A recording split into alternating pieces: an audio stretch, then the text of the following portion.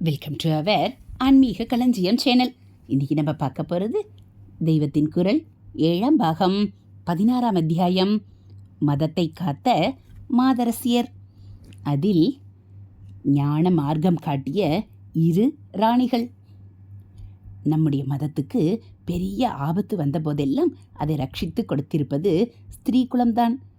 நம் மதத்தின் சகல தர்மங்களுக்கும் வேறாக இருப்பவர்களே பெண்கள்தான்.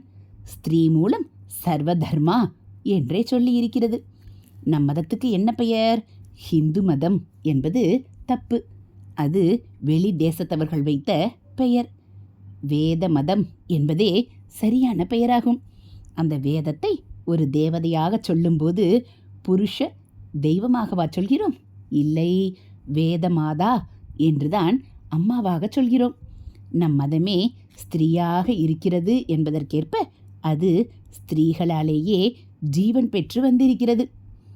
கல்லானாலும் கணவன், புல்லானாலும் புருஷன் என்று அவன் நல்லதோ கெட்டதோ எது பண்ணினாலும் அவன் மனசுப்படியேதான் போக வேண்டும் என்று சரணாகதி செய்தவர்களாகவே நம் தேசத்தின் மகா பதிவிரதைகளில் பெரும்பாலோர் இருந்தாலும் இதற்கு வித்தியாசமாக புருஷன் தப்பாக போகும்போது அவனை திருந்த பண்ணினவர்களும் இருந்திருக்கிறார்கள்.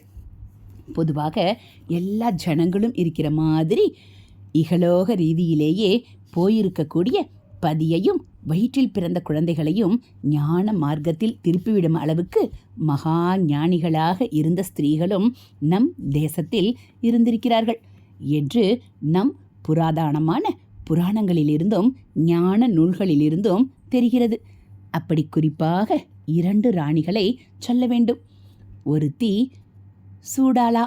அவளை பற்றி யோக வாசிஷ்டம் என்ற உத்தமமான ஞான கிரந்தத்தில் வருகிறது. அவள் ஆத்மானாத்ம விசாரம் செய்து கொண்டு அதோடு யோக சித்திகள் எல்லாமும் கைவரப்பெற்ற மகா ஞானியாக இருந்திருக்கிறாள். அவளுடைய பதி சிகித்வஜன் என்கிறவன் குறை சொல்லும்படி இல்லாவிட்டாலும் எல்லார் மாதிரியும் லோக ரீதியிலேயே ராஜாவாக இருந்தவன். ஆனால் காலம் போக போக அவனை சூடாலாவின் இன்ஃப்ளூயன்ஸே ஞான மார்க்கத்துக்கு திருப்பி விடுகிறது. தர்ம, அர்த்த, காம, மோட்சங்களில் மோட்சம் நீங்களாக மற்ற 3க்கும் ஒரு பத்னியே பதிக்கு துணையாய் இருப்பவள் என்றுதான் சாஸ்திர வசனம். இங்கேயோ பதியின் மோட்சத்திற்கு பத்னியே துணை செய்திருப்பதாக கதை வித்தியாசமாக, அழகான வித்தியாசமாக போகிறது. இன்னொரு ராணி ஞானி மதாலசா என்கிறவள். அவள் கதை மார்க்கண்டேய புராணத்தில் வருகிறது. உள்ளுக்குள்ளே ஞானியாக இருந்தாலும் வெளியிலே குடும்ப ஸ்திரீ மாதிரியே அவள் இருந்திருக்கிறாள். அவளுக்கு 4 பிள்ளைகள் பிறக்கின்றன. முதல் 3 பிள்ளைகளுக்கும் சிசு பிராயத்தில் தாலாட்டு பாடுகிற நாளிலிருந்து அவள் ஞானோபதேசம் செய்கிறாள். அதனால் அவர்கள் ராஜ்யத்தை விட்டுவிட்டு நிவிருத்தி மார்க்கத்திற்கு போய்விடுகிறார்கள். லோகத்திலே தர்ம ராஜ்யம் நடக்க வேண்டும் என்பதற்காக 4ஆம் பிள்ளையை மட்டும் அவள் நல்ல ராஜாவாக இருப்பதற்கான உபதேசங்கள் கொடுத்து பிரவிற்த்தி மார்க்கத்திலேயே பழக்குகிறாள். ஆனாலும் வயோதிக தசையில் தன்னுடைய பதியுடன் அவள் தபசுக்காக காட்டுக்கு போகும்போது அந்த பிள்ளையையும் பிற்காலத்தில் உரிய சமயத்தில் நிவிருத்திக்கு திருப்புவதற்கான ஞானோபதேசத்தை எழுதி ஒரு மோதிரத்திற்குள் வைத்து அதை அவனுக்கு போட்டுவிட்டே போகிறாள்.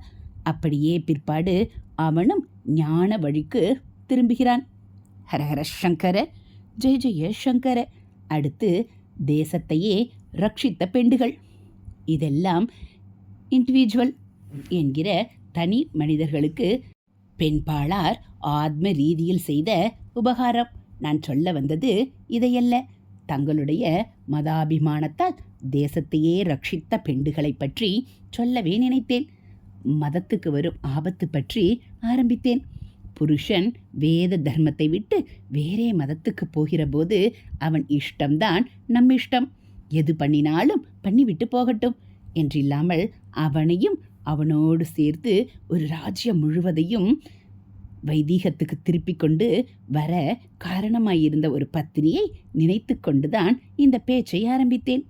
அவளுக்கு பெயர் மங்கையர்க்கரசி.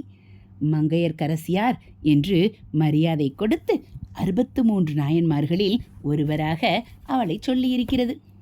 காரண பெயராகவும் அதை நினைக்கும்படி நிஜமாகவே ஸ்திரீ குலத்துக்கு மங்கையருக்கு குண விசேஷத்தால் ராணியாக அரசியாக இருந்தவள் அவள். வாஸ்தவத்திலும் பாண்டிய நாட்டின் ராணியாய் இருந்தாள். 1300 வருஷங்களுக்கு முன்னால் இருந்த பாண்டிய ராஜாவின் பத்னி அவள். சோழ ராஜாவின் பெண்ணாக பிறந்தவள். அந்த காலத்தில் சோழர்கள் ஆதிக்கம் குன்றியிருந்தார்கள். வடக்கே பல்லவ மகேந்திரவர்மாவும் தெற்கே பாண்டியன் நின்றசீர் நெடுமாறன் என்கிற மாரவர்மாவும் தலை தூக்கியிருந்தார்கள். இந்த 2 ராஜாக்களுமே வைதீக மதத்தை விட்டு ஜைனத்துக்கு போயிருந்தவர்கள். முதலில் அப்பர் சுவாமிகளின் பிரபாவத்தினால் மகேந்திரவர்மா வைதீகத்துக்கு திரும்பி வந்தான். ஹரஹர சங்கர ஜெய ஜெய சங்கர, ஹரஹர சங்கர ஜெய ஜெய சங்கர. மகாபெரிவாச்சரணம். இது போல் தெய்வத்தின் குரல் பகுதிகளை நீங்கள் தினந்தோறும் கேட்கணும் அப்படின்னா மறக்காமல் நம்ம சேனலை சப்ஸ்கிரைப் பண்ணுங்கள். கூடவே பெல் ஐக்கானை கிளிக் பண்ணி ஆங்கிற பட்டனையும் அழுத்திடுங்க. நம்ம சேனலில் வரக்கூடிய தெய்வத்தின் குரல் பகுதிகள், மகாபிரிவா மகிமை, மகாபிரிவா அருள்வாக்கு, ஆன்மீக தகவல்கள் எல்லாம் உங்களுக்கு பிடிச்சிருந்தா ஒரு லைக்கும் கமெண்ட்டும் கொடுத்து உங்களுக்கு தெரிஞ்சவங்களுக்கும் ஷேர் பண்ணுங்கள்.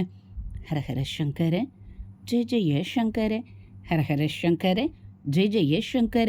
காஞ்சி சங்கர, காமகோடி சங்கர, காமாட்சி சங்கர, காமதேனு சங்கர. ஹரஹர சங்கர ஜெய ஜெய சங்கர. மகாபெரிவாச்சரணம்.